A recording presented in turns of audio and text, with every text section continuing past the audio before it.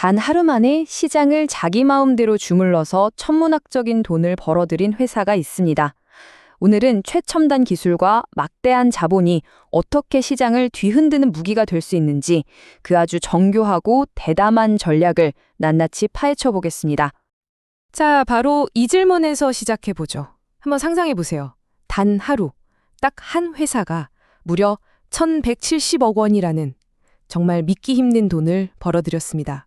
대체 어떻게 이게 가능한 일이었을까요? 오늘 저희가 바로 이 미스터리를 풀어볼 겁니다. 2024년 1월 17일, 시장은 악재 때문에 개장하자마자 그대로 곤두박질 쳤습니다. 모두가 오늘 더 떨어지겠구나 예상하던 바로 그 순간 정말 이상한 일이 벌어집니다. 아무런 이유 없이 지수가 갑자기 막 치솟기 시작한 거예요. 하지만 이 반등은 그냥 신기루처럼 사라졌고 시장은 결국 다시 폭락으로 마감했죠. 이 비정상적인 움직임 뒤에는 보이지 않는 손이 있었습니다. 이 사건의 중심에는 제인스트리트 그룹이라는 회사가 있습니다. 근데 이 회사를 그냥 나쁜 회사라고 생각하기보다는 전 세계 금융시장을 움직이는 아주 강력하고 굉장히 영리한 거물급 플레이어라고 이해하는 게 더 정확할 겁니다. 제인스트리트는 결코 작은 회사가 아니에요. 20년이 넘는 역사에 전 세계적인 네트워크를 가진 금융계의 거인이죠. 바로 이들의 어마어마한 규모와 전문성이 그날의 기이한 시장 움직임을 가능하게 했던 핵심 열쇠였습니다. 자, 그럼 이제부터 본격적으로 이들의 복잡한 전략을 아주 간단하게 이해하기 쉽게 한번 나눠서 설명해 드릴게요. 어떻게 1170억 원이라는 엄청난 수익을 만들어냈는지 그 비밀 레시피를 지금부터 공개합니다. 이 전략은 정말 놀랍도록 대담합니다.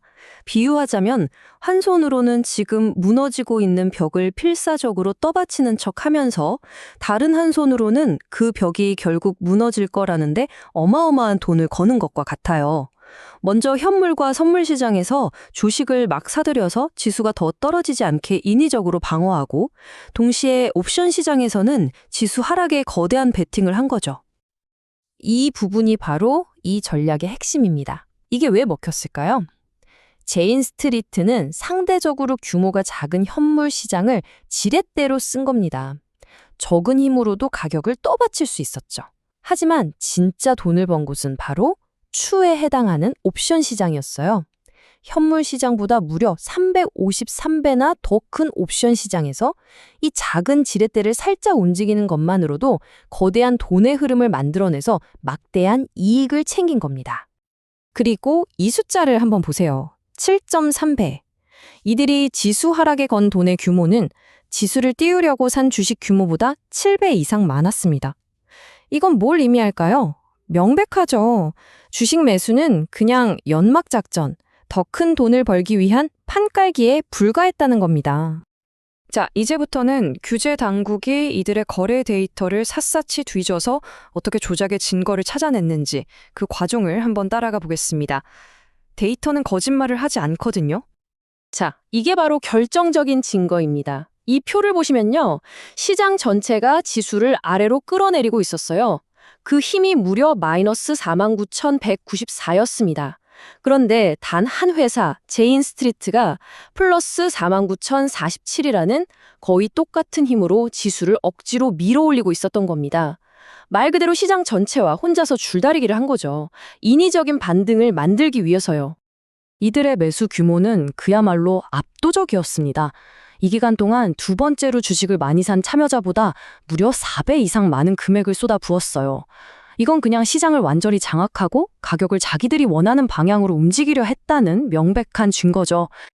여기서 핵심적인 질문이 나오죠. 아니, 주식 거래에서 손해까지 보면서 왜 이런 일을 했을까요? 바로 이겁니다. 주식과 선물에서 본 손실은요, 지수 옵션에서 얻은 어마어마한 수익에 비하면 그저 사업 비용에 불과했던 거예요. 작은 손실을 감수하고 훨씬 더 큰 이익을 만들어내는 아주 치밀하게 계산된 전략이었던 거죠. 그렇다면 인도에서 이렇게 은밀하게 벌어진 거래가 어떻게 세상에 드러났을까요? 이게 또 재밌습니다. 놀랍게도 그 시작은 바다 건너 미국에서 터진 전혀 다른 소송 때문이었습니다. 모든 과정이 이렇습니다. 미국 언론 보도를 통해 단서를 잡은 인도 규제 당국이 조사를 시작했고 경고를 보냈음에도 이들의 패턴이 계속되자 결국 시장 조작이다라고 결론을 내리고 강력한 조치를 취하게 된 겁니다. 그 결과는 아주 단호했습니다. 제인 스트리트 그룹은 인도 증권 시장에서 즉시 퇴출됐고요. 모든 포지션을 정리하라는 명령을 받았습니다. 그리고 물론 부당하게 얻은 이익은 모두 환수 조치되었죠. 한마디로 인도 시장에서 당장 나가, 그리고 번 돈 다 내놔, 이거였습니다. 이번 사건은 규제 당국이 이렇게 정교한 시장 조작을 결국엔 적발할 수 있다는 걸 보여줬습니다. 하지만 그 시작이 해외 소송에 대한 언론 보도였다는 점은 우리에게 아주 중요한 질문을 던집니다. 과연 빛의 속도로 움직이는 현대 금융시장에서 규제는 언제나 한 발 앞서 나갈 수 있을까요? 여러분의 생각은 어떠신가요?